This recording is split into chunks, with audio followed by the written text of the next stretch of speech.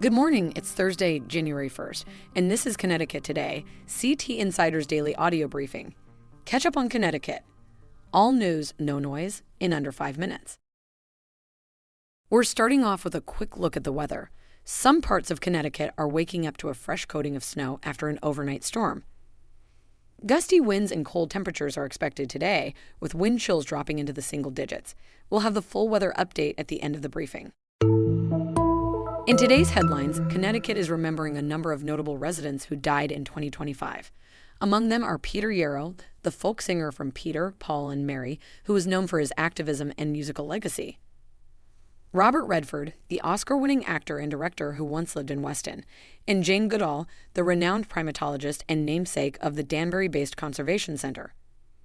The state also lost figures such as Mia Love, the first Black Republican woman elected to Congress, and Jerry Adler, a longtime Connecticut resident and actor known for his roles in The Sopranos and The Good Wife.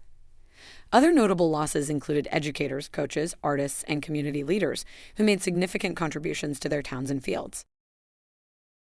Connecticut roads saw fewer fatal crashes involving drivers and passengers in 2025 compared to previous years. According to the Connecticut Transportation Institute at UConnecticut as of December 17th, there was a 22.7% drop in fatalities among drivers and passengers, with 138 deaths reported so far in 2025, down from a 5-year average of 178.6. Fatal motorcycle crashes also declined by 19.4%. However, pedestrian and bicyclist deaths remain high, with bicycle-related fatalities up 90.4% and pedestrian deaths rising slightly. Officials credit increased law enforcement, wrong-way driving detection systems, and automated traffic enforcement for the improvements, but note that larger vehicles and hit-and-run incidents are contributing to the continued risk for pedestrians. State lawmakers in Connecticut spent $7.6 million over the last 5 years on newsletters and other mailings to voters, according to a CT Insider review. The majority Democrats spent about $5.1 million, while Republicans spent $2.5 million. The mailings are regulated by detailed rules, including limits on volume and restrictions during election years. Senate Majority Leader Bob Duff said, quote, "I think my constituents appreciate knowing what we are doing and what's happening."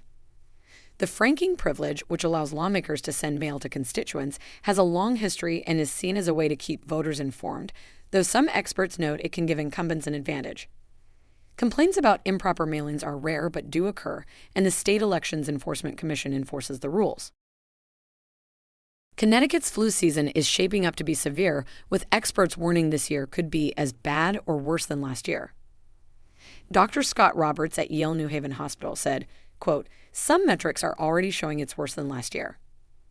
As of December 20th, there have been 340 flu-related hospitalizations and 22 deaths in the state. The dominant flu strain, H3 and 2, is associated with more severe illness, and hospitalizations are expected to rise in the coming weeks.